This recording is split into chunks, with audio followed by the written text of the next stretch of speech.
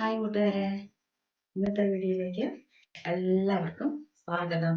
ഞാൻ നിങ്ങളുടെ സ്വന്തം ഡേസി. ഇന്ന് നമ്മളോട് ചെയ്യാൻ പോണെന്ന് അറിയാവോ? ഇന്ന് ഞാൻ പിച്ചാത്തിയൊക്കെ എടുത്തിട്ടുണ്ട്. ചെയ്യാൻ പോകുന്നത് ഇത് കണ്ടോ വേറെ സാധനം. ഇതാണ് ഇന്ന് പീച്ചിങ്ങ. പീച്ചിങ്ങ നമുക്ക് തോരൻ വെച്ചാലും ഞങ്ങളിത് സിമ്പിളായിട്ടുള്ള കറികളാട്ടോ വെക്കുന്നത്. സിമ്പിളായിട്ടുള്ള കറി. ഞാൻ പറഞ്ഞില്ലേ, എപ്പോഴും ഞാൻ സിമ്പിളായിട്ടേ കൂടുതലും വെക്കുള്ളൂ. എല്ലാവർക്കും പെട്ടെന്ന് ചെയ്യാവുന്ന രീതിയിൽ. കണ്ടോ, ഇതിൻ്റെ ഈ തൊലിയൊക്കെ ഇങ്ങനെയാണ്, നമ്മൾ ചെത്തി കളഞ്ഞാൽ മതി.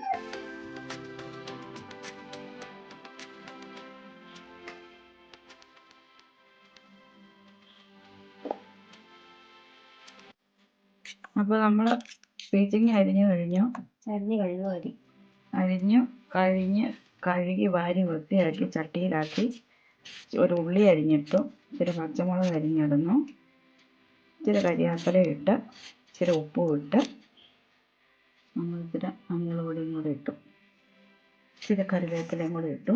അതിൽ നിന്ന് ഇച്ചിരി വെള്ളം ഇറങ്ങും എങ്കിലും ഒരു തുള്ളി വെള്ളം നമുക്കൊഴിച്ച് അടുപ്പത്ത് വെച്ച് വേവിക്കാം. എല്ലാം നാടൻ സ്റ്റൈലാണ്, ഒന്നും ഇങ്ങനെയല്ല. അപ്പം നാടനായിട്ടാണ് വെക്കുന്നത്.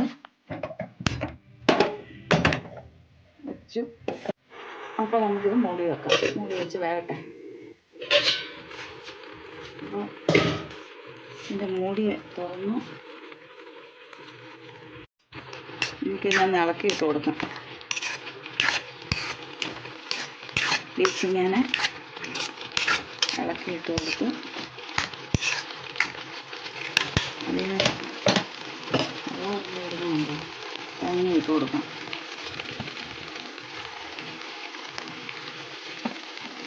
തേങ്ങയും കൂടെ അവിടെ കിടന്നൊന്ന് ചൂടാകട്ടെ, വെക്കാം. അപ്പോൾ നമുക്ക് നമ്മുടെ തോരനൊന്ന് എങ്ങനെയായി നോക്കാം. ഒന്ന് ഇളക്കി കൊടുക്കാം.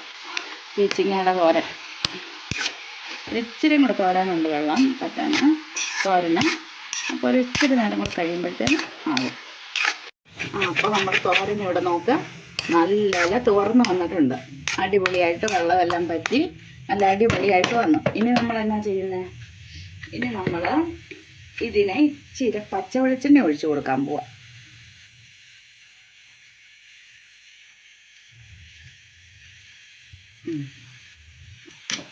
പച്ച വെളിച്ചെണ്ണ ഒഴിച്ചു കൊടുത്ത് നമ്മളിങ്ങനെ ഇളക്കി എടുക്കുന്നു. അപ്പോൾ നമ്മുടെ പീച്ചിങ്ങ തോരൻ ഇവിടെ റെഡിയായി കഴിഞ്ഞു. കണ്ടോ, സിമ്പിളല്ലേ? വളരെ പെട്ടെന്ന് തോരൻ വെക്കാൻ പറ്റൂലേ ഇത്? അതാണ് ഞാൻ പറഞ്ഞത്, എല്ലാം നാടനാണ് പറഞ്ഞത്.